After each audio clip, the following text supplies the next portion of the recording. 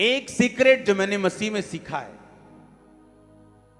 और आपके लिए बहुत जरूरी है, वो ये है कि परमेश्वर अपने आप काम नहीं करता।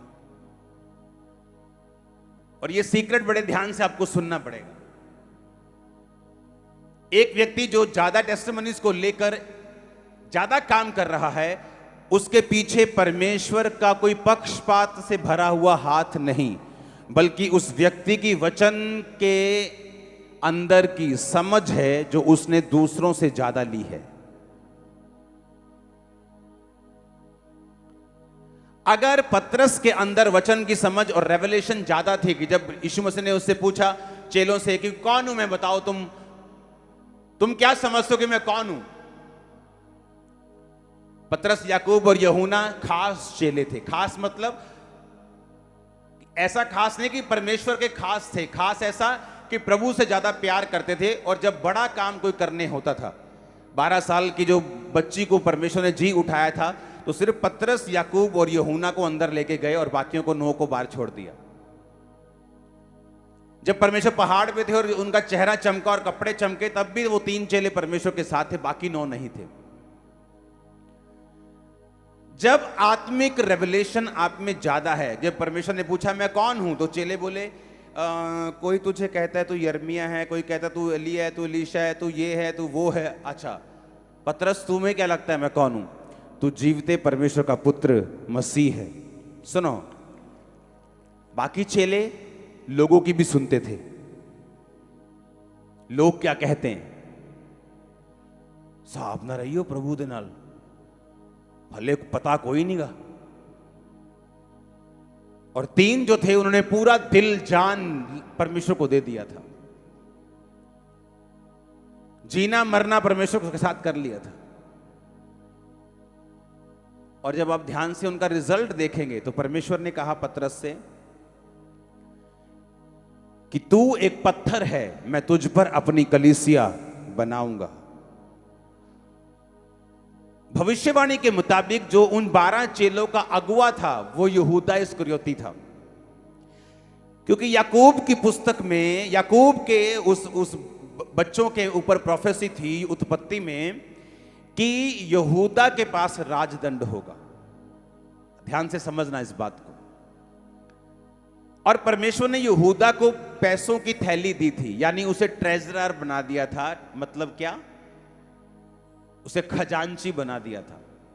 खजांची इसलिए बनाया था कि जब यहूदा इनकी अगुवाई करेगा तो यहूदा को एक इंपॉर्टेंट, एक अच्छा स्थान दे दिया था कि यहूदा इनका अगुवा होगा, तो इसको अच्छा स्थान पहले से परमेश्वर ने दिया। लेकिन परमेश्वर ने पतरस को कहा कि अब मैं तुझ पर अपनी कलीसिया बनाऊंगा, क्योंकि जो बात तुझ पर प्रकट की गई है वो परमेश्वर के द्वारा प्रकट की गई है, मांस और लहू ने तुझ पर प्रकट नहीं किया। जब एक बंदे के अंदर आत्मिक रेवलेशन यानी आत्मिक बाइबल का प्रैक्टिकल ज्ञान बढ़ जाता है, एक ज्ञान है जो आप बाइबल कॉलेज में इकट्ठा करते हैं, एक ज्ञान वो है जब आप बाइबल कॉलेज के साथ साथ मिनिस्ट्री में प्रैक्टिकल काम करके परमेश्वर के साथ अपना रिश्ता बना के उस ज्ञान को इकट्ठा करते हैं। मैं उस ज्ञान की बात कर रहा हूं। एक है कि आपने बाइबल एक सब्जेक्ट के रूप में पढ़ी है, एक है आप सुबह शाम प्रार्थना में, फास्टिंग में प्रभु के साथ प्यार करते, तौबा करके बैठते हैं और आपको वचन से कोई चीज मिलती है, जिस तरह मुझे मिली थी जब मैं बीमार था।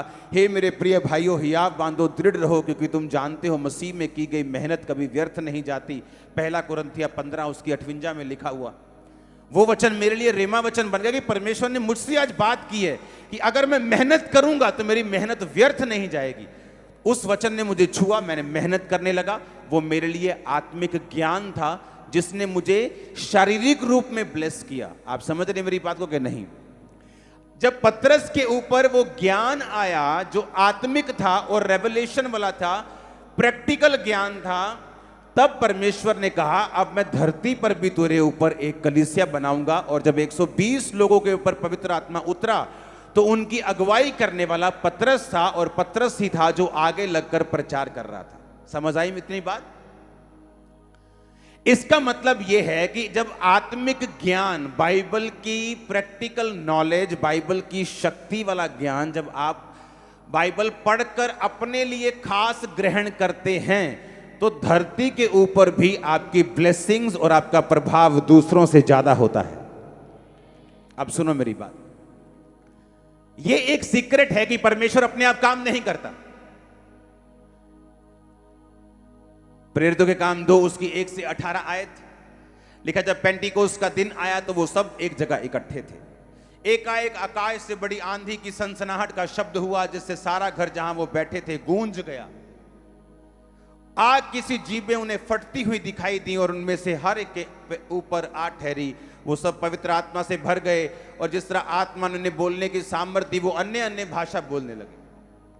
अब लिखा कि पेंटिकोस के दिन में वो सब एक जगह इकट्ठे थे। इकट्ठे क्यों थे? क्योंकि यीशु मसीह का वचन था कि तुम प्रार्थना करते रहना, यरूशलेम को ना छोड़ना जब तक प्रतिज्ञा पूरी ना हो। कौन सी प्रतिज्ञा? कि जब मैं जी उठकर पिता के दाहिने हाथ बैठ जाऊंगा, मैं तुम्हें अनाथ नहीं छोड़ूं, इसलिए अपना आत्मा अपनी जगह के ऊपर तुम्हारे ऊपर भेजूंगा कि जो मैं करता था उसके बाद मेरा आत्मा तुम्हारे साथ रहकर करेगा। आमीन। बाइबल कहती जब वो भीड़ हुई, जब पवित्र आत्मा उन पे उतरा तो वो अन्य अन्य भाषा बोलने लगे। और उस समय ऐसा होता है कि जैसे एक त्योहार होता है, जैसे कोई मेलों में जाता है, कोई बड़ा मेला हो गया, सारे धर्मों के लोग, सारे जातियों के लोग वहां पे आ रहे हैं। तो बाइबल कहती है जब 120 लोगों के ऊपर पवित्र आत्मा उतरा, तो है तो पंजाबी लेकिन जर्मन बोल रहा है। जर्मनी आती नहीं, जर्मन भाषा नहीं आती, स्पेनिश नहीं आती, कभी स्पेनिश सुनी भी नहीं। लेकिन जो स्पेन से आया हुआ यात्री था, यीशु मसीह यहोवा के दर्शन करने के लिए आया था, वो देख रहा है कि यार ये बंदे तो पंजाबी है, कोई स्पेनिश बोल रहा है, कोई जर्मन बोल रहा है, कोई डच बोल रहा है, कोई अंग्रेजी बोल रहा है, ये क्या हो रहा है? कि ये लगता है शराब पी है, लगता है इन्होंने, ये कैसे मेरी भाषा बोल रहे हैं? सबको लगता है कि मेरी भाषा। अरबी आया, अरबी कहता है ये मेरी भाषा बोल रहा है, जर्मन वाला बोलता है ये मेरी बोल रहा है, स्पेनिश कहता है ये मेरी बोल रहा है। और जब उनको पूछा गया कि तुम ये भाषा तुम्हें आती है? नहीं आती। जब पवित्र आत्मा उतरा, बाइबल कहती अन्य अन्य भाषा बोलने की उनको शक्ति मिली, तो क्या हुआ? उन्होंने कहा ये नशा करके बैठे हैं। और पतरस, बाइबल कहती है, उठा। 14 आयत में पतरस उन 11 के साथ खड़ा हुआ, ऊंचे शब्द से कहने लगा, हे यहूदियों, हे यरूशलेम के सब रहने वालों, ये जान लो और कान लगाकर मेरी बातें सुनो। जैसा तुम समझ रहे हो कि ये लोग नशे में हैं, नहीं हैं, क्योंकि अभी तो पहर ही दिन चढ़ा है। परंतु बात यह है कि जो योएल भविष्यद्वक्ता के द्वारा कही गई थी कि परमेश्वर कहता है कि अंत के दिनों में ऐसा होगा कि मैं अपना आत्मा सब मनुष्यों के ऊपर उंडेलूंगा, तुम्हारे बेटे बेटियां भविष्यवाणी करेंगी, तुम्हारे जवान दर्शन देखेंगे और तुम्हारे पुरनिये स्वप्न देखेंगे। वरन मैं अपने दासों और अपनी दासियों पर भी उन दिनों में अपनी आत्मा में से उंडेलूंगा और वो भविष्यवाणी करेंगे। पतरस कहता, जो तुम देख रहे हो, कहता ये कोई अनोखी बात नहीं है, क्योंकि पुराने नियम में यीशु मसीह से के जन्म से सैकड़ों साल पहले योएल नाम के एक नबी ने भविष्यवाणी की थी कि अंत के दिनों में परमेश्वर कहता है मैं अपना आत्मा सब मनुष्यों के ऊपर उंडेलूंगा। तो बाइबल कहती है पतरस और वो 120 जन जो थे, पतरस समेत, जब वो प्रार्थना कर रहे थे, वो इस वचन से प्रेयर कर रहे थे कि परमेश्वर तेरे वचन में लिखा है कि अंत के दिनों में तू अपना आत्मा सब मनुष्यों के ऊपर उंडेलेगा, अपना आत्मा उंडेल। वो इत्तेफाक नहीं था।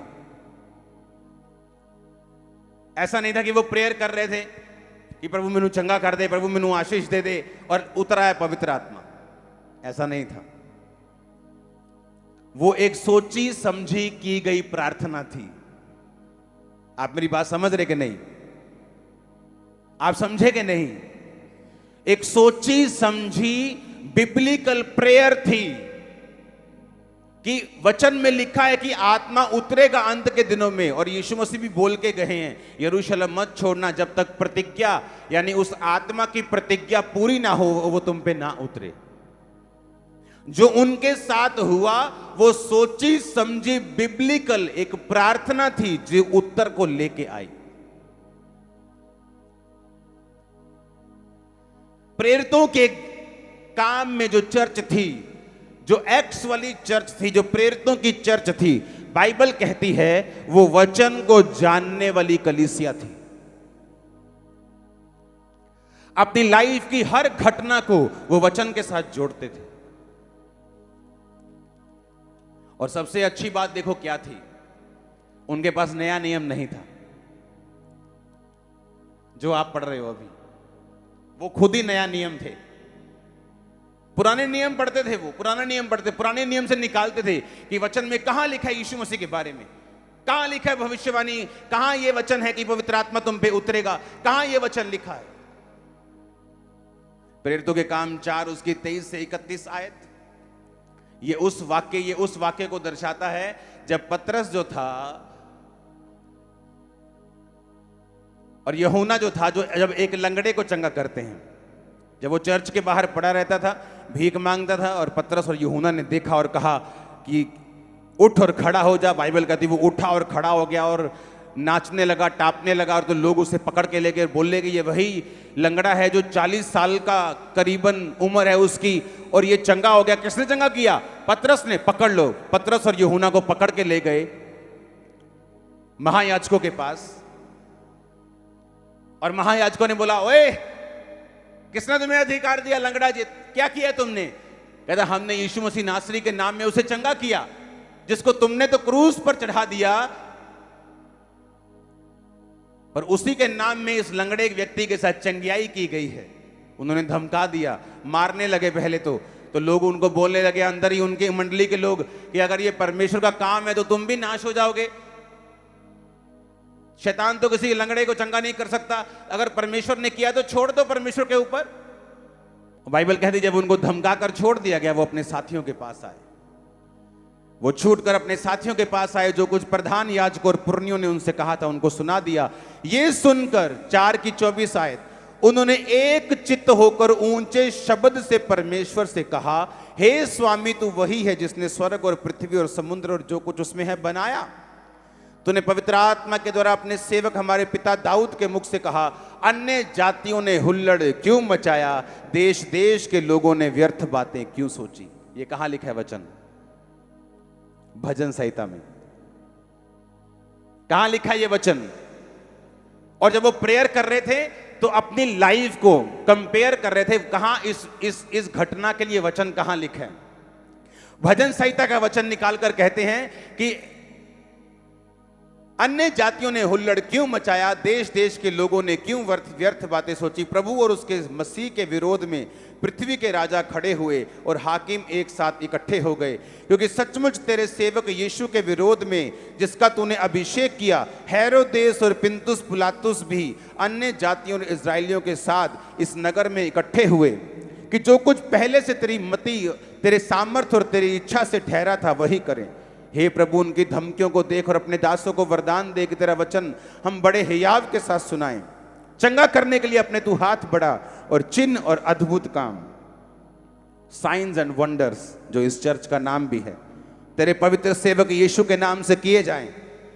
जो हमारी चर्च का नाम पड़ा वो इसी वचन से पड़ा है, पता है? इसी वचन से मैंने चर्च का नाम प्रभु से लिया था, the church of science and wonders.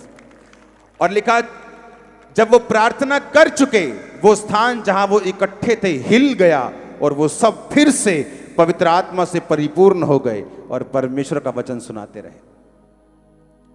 और फिर वही स्थान हिला, फिर पवित्र आत्मा उतरा, क्योंकि एक बार पवित्र आत्मा उतरने से आप कुछ नहीं कर सकते। एक बार उतरा, जिस तरह से गाड़ी में आपको बार बार पेट्रोल डलवाना पड़ता है, इंजन ऑयल आपको हर बार चेंज करना पड़ता है 2 महीने में, क्योंकि वो काला हो जाता है। उसी तरह से आपको पवित्र आत्मा से भी अपने आप को बार बार परिपूर्ण करना पड़ता है, आपको बार बार पवित्र आत्मा से अपने आप को भरना पड़ता है। एक बार का एक्सपीरियंस काफी नहीं है क्रिश्चियनिटी में चलने के लिए। और बाइबल कहती है जैसे ही वो वापिस आए और उन्होंने भजन संहिता से प्रार्थना की, देखो भजन संहिता में लिखा है, अन्य जातियों ने हुल्लड़ क्यों मचाया, और वो वचन से प्रार्थना करने लगे, और फिर वो लोग जो वचन से प्रेयर कर रहे थे, फिर पवित्र आत्मा उतरा और वो भर गए।